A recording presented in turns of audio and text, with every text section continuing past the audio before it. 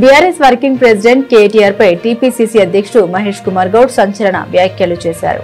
Formula ఈ car race లో KTR arrest కావడం ఖాయమని ఆయన జోష్యం చెప్పారు. ఢిల్లీలో మీడియాతో ఇష్టాగోష్ఠిగా మాట్లాడిన ఆయన పలు కీలక రాజకీయ అంశాలపై స్పందించారు.